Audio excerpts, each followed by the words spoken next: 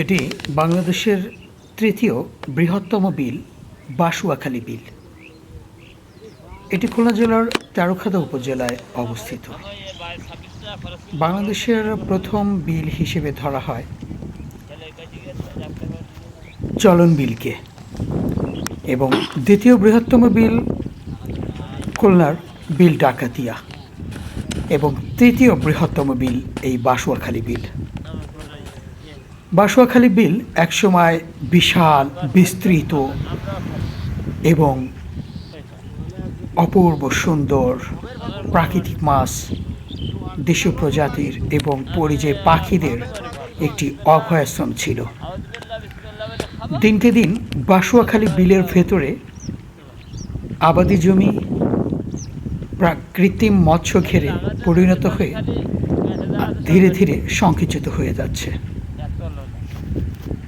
খুলনা অঞ্চলের প্রাকৃতিক মাছের বিশাল একটা চাহিদা যোগান দিয়ে থাকে এই বাসুয়াখালী বিল। ইতিমধ্যে ভয়ঙ্কর কিছু তথ্য পাওয়া যাচ্ছে। দিনকে দিন বাসুয়াখালী বিলের প্রাকৃতিক মাছ হারিয়ে যাচ্ছে।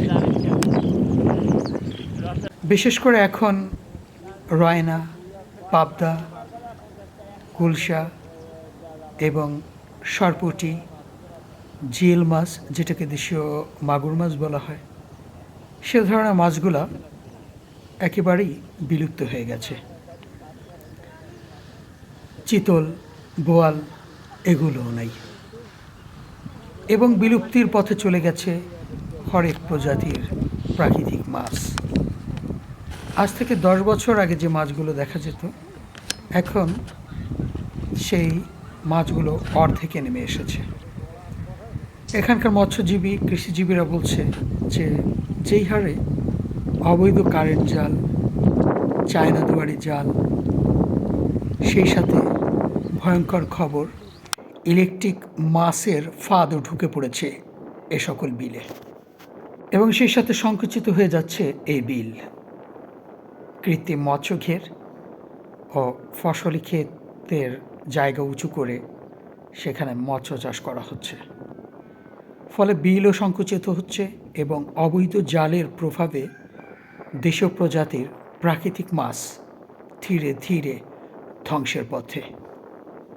এখন যে পরিমাণ মাছ রয়েছে এবং যে অবৈধ উপায়ে মৎস্য শিকার করা হচ্ছে, তাতে আগামী 10 বছর নাগাদ এই বিলেও থাকবে না দেশীয় প্রজাতির প্রাকৃতিক মাছ।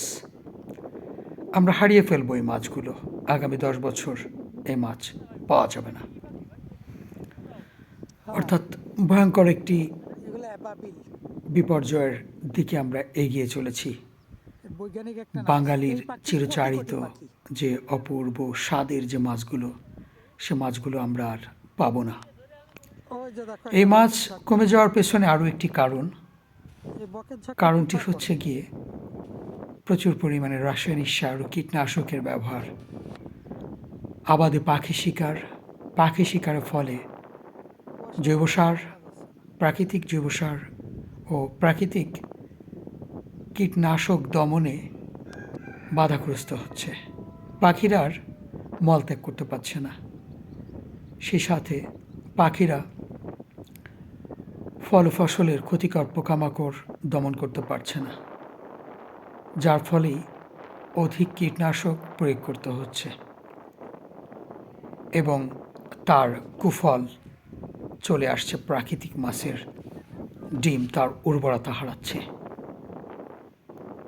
এভাবেই একসময় এ সকল বিল থেকে যদি দেশীয় প্রজাতির প্রাকৃতিক মাছ হারিয়ে যায়, তাহলে খুলনার দৌলতপুর, কালিশপুর, খুলনার শহর অঞ্চল, রূপসা, সন্ধ্যাবাজার, সেই সাথে বাংলাদেশ ব্যাংকের সামনেও এই বিলের মাছ আর দেখতে পাবেন না।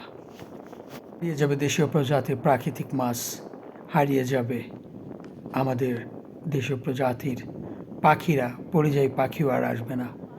এখানকার বৈচিত্র্য, সৌন্দর্য, এত সুন্দর অপূর্ব এই বিলগুলো আর থাকবে না।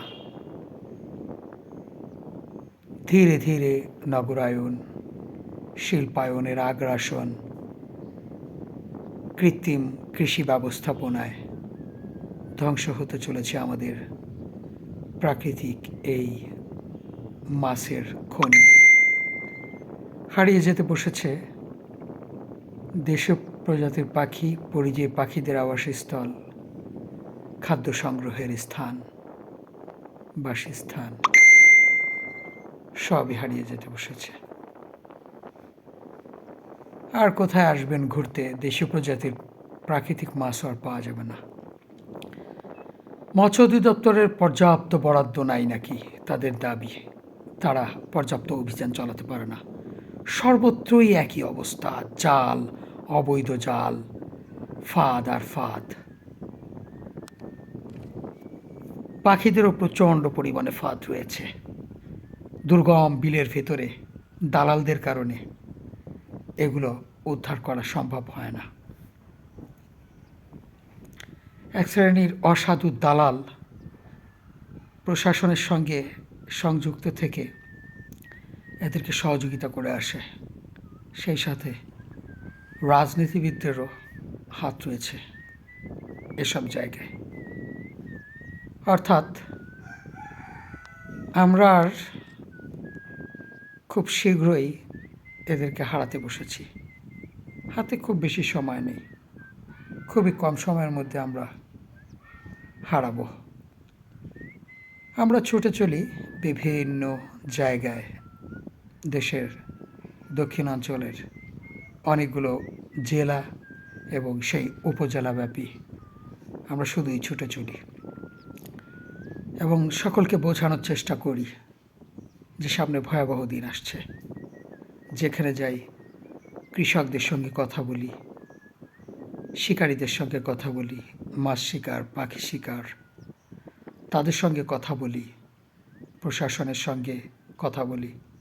সবসময় চেষ্টা করি গরিব মানুষ তাদের যেন ক্ষতি না হয়, আমরা এই পথ থেকে যেন ফিরে আসি এবং অবশ্যই যেন আমরা আবার এই প্রাকৃতিক মাছ, পাখি এই বিলে আমরা ফিরিয়ে আনতে পারি। তাহলে আমাদের কৃষি ব্যবস্থাপনা টিকে থাকবে।